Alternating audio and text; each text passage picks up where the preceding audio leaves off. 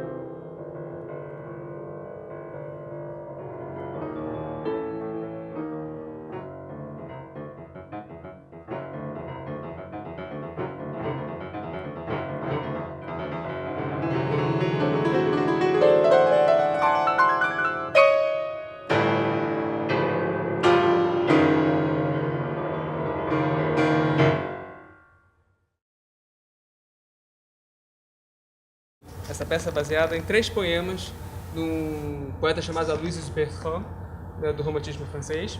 E o título, na realidade, Gaspard de la Nuit, é o título da coleção de poemas, né?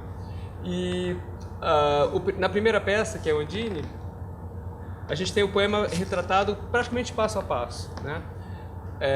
Trata-se de fato então da figura mítica da Ondine, né, da rainha dos lagos, né, dos rios, que canta e tenta seduzir um jovem que se aproxima do lago. E ela fala, inclusive, da grandiosidade dos seus palácios, né, quando a peça no meio ganha realmente proporções realmente grandes. E no final, como esse jovem amava uma mortal, ele não se deixa seduzir pela Ondine. Então ela verte algumas lágrimas, que é quando a melodia é tocada só com o dedo no marco final da peça, aqui na mão direita. E aí ela dá uma grande gargalhada e mergulha, né? E quando ela mergulha, esse ondular das ondas, né, das águas, é como a peça termina. É realmente muito impressionante como Debussy, como Ravel, consegue reinventar esse fascínio que os impressionistas tinham pelo movimento das águas, né? Em formas pianísticas muito diferentes. A gente tem Reflet dans l'eau de Debussy, Jet d'eau de Ravel, Embarque sur l'océan de Ravel, Ondine, e vários outros exemplos, né? E cada uma com soluções pianísticas inusitadas.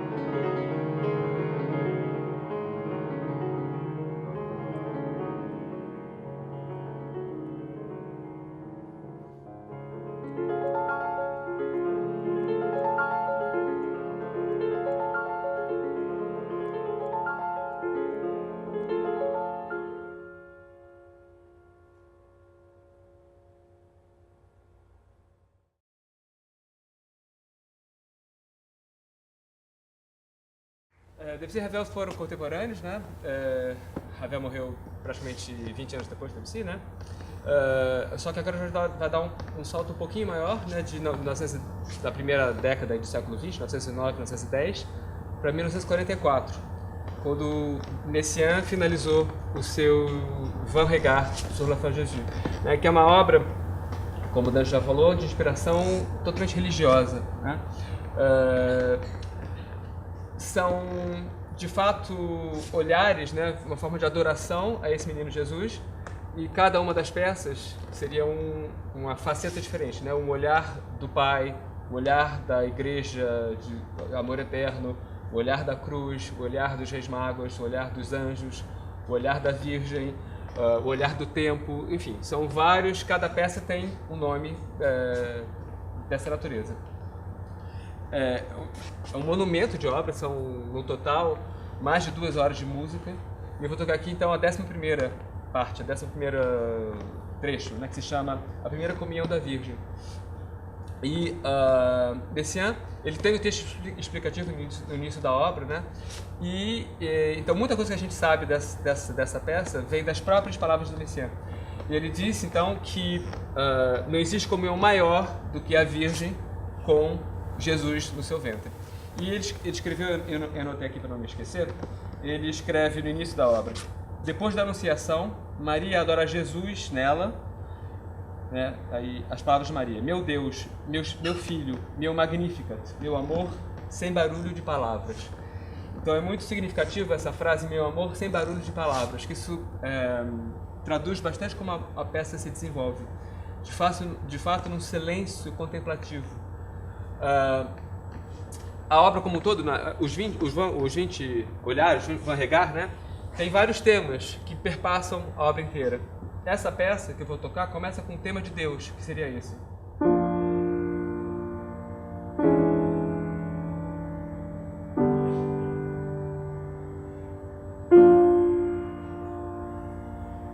Esse é o tema de Deus, que aparece em vários momentos na peça inteira, né? E aqui, especialmente, né, nesse trecho, né, ele é repetido muitas vezes.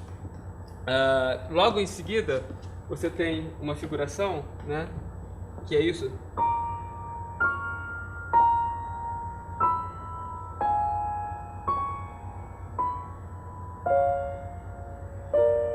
Né? Que esse gesto de Maria, Messiaen descreve isso, né? Ela está ajoelhada de noite, ajoelhada, e ela está recurvada sobre ela mesma, abraçando o seu ventre, de onde emana uma luz sobrenatural. E essas terças, essas notas dobradas, significam um pouco esse gesto dela se abraçando, né? No meio da peça, a gente tem essa ideia que ele falou aqui na citação, né, meu Magnificat, né, que é essa adoração um pouco exaltante, né, um grande júbilo, né? E finalmente ele escreve vários desses eventos, ele escreve na partitura, literalmente o que está acontecendo. E mais para o final a gente tem o batimento que ele chama o batimento do coração de Jesus. E fica se faz repetindo, o coração, vocês vão ver, bate bastante forte. E a peça termina de novo nesse sentimento de contemplação, né? E essa fé que perpassa a obra de Messiaen.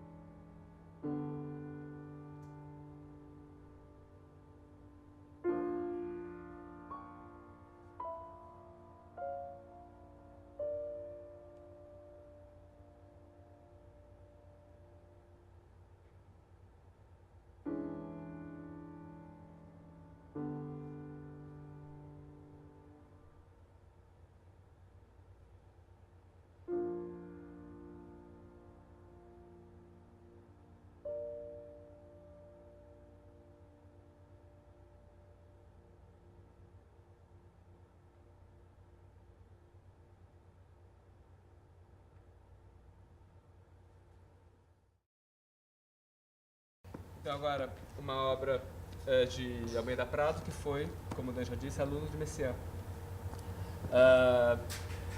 Essa obra surgiu em 1974, numa encomenda do Planetário de São Paulo, para projeção, para servir de um fundo musical para projeção no espetáculo do Planetário, do show do Planetário, né? Mas na realidade a vocação, sem dúvida nenhuma, dessa peça é uma obra de concerto. E ela surgiu como tal num concerto que o Almeida Prado ia dar da Suíça, se não me engano, e ele precisava de uma peça para terminar o tempo e tal, resolveu usar essa obra, né? E foi um grande sucesso, né? E aí, então, a partir de então, a obra ganhou em representatividade, né? Possivelmente, hoje é a peça mais emblemática do Almeida Prado, né? Vou explicar um pouquinho como é que ela funciona. Ele realmente se serviu do Atlas Celeste para ver quais eram os corpos celestes que apareciam durante a observação do céu, durante o ano, né? Então, na realidade, esse primeiro volume das cartas celestes, ele cobre os meses de agosto e setembro. Depois, os 6 primeiros volumes cobrem os outros 10 meses, né? Os outros 5 volumes, né? Contando com esses 6 primeiros volumes, cobrem os 12 meses do ano, né? E, de fato, descrevendo, né? Transportando da imagem visual e também da imaginação para o som. A obra, apesar de ter vários movimentos aí, mas ela transcorre como um todo único, sem interrupção. Ela é percebida como um todo único, né? E ela é estruturada da seguinte forma: você tem o pórtico do crepúsculo no início e o pórtico da aurora no final. Evidentemente, retrata essa diminuição da luz até a ausência de luz, seria quando ele escreve na partitura noite. Na verdade, não é ausência de som, é quando ele fica na mão esquerda.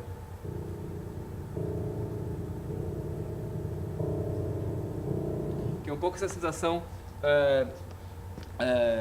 aquele barulho de fundo que a gente escuta quando há um silêncio absoluto.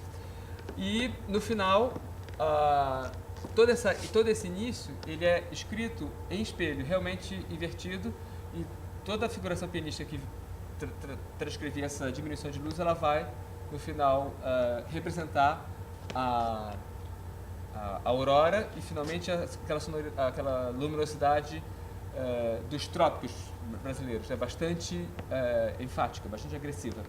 E no meio disso a gente então vai visitando esses corpos celestes, né? Logo que a gente chega na noite ali, como eu mostrei, então ele mostra Vênus, que seria a primeira estrela, né? Com um brilho cintilante, né? Esse brilho um pouco frio do planeta Vênus, seria a estrela vespertina, né? E depois a gente vai saindo dessa perspectiva terrestre como se estivesse de fato embarcado numa nave espacial, estivesse visitando constelações, né, estrelas, galáxias. Basicamente, nessa parte central, então, dessa viagem, a gente tem 3 constelações: Hércules, Lira e Escorpião. E cada uma é representada sonoramente segundo o seu arquétipo, né? Hércules com bastante virilidade, Lira como se de fato a gente estivesse ouvindo as cordas de uma lira sendo dedilhadas, e Escorpião, que é um pouco curioso como ele representa essa constelação, que é realmente uma catarse sonora, né? E entre essas constelações, que são as estruturas centrais da obra, a gente tem alguns elementos de ligação, que é o aglomerado globular Messier 13, né, que é apenas uma pequena frase no grave que demora alguns segundos, né? A gente tem meteoros, que são esses riscos de luz representados por glissandos no teclado. A gente tem também a nebulosa, que ele coloca o nome NGC, é o nome de fato astronômico, que a gente está nesse universo do sem forma. Enfim, e ele se dirige então para a aurora, então para a volta dessa luminosidade.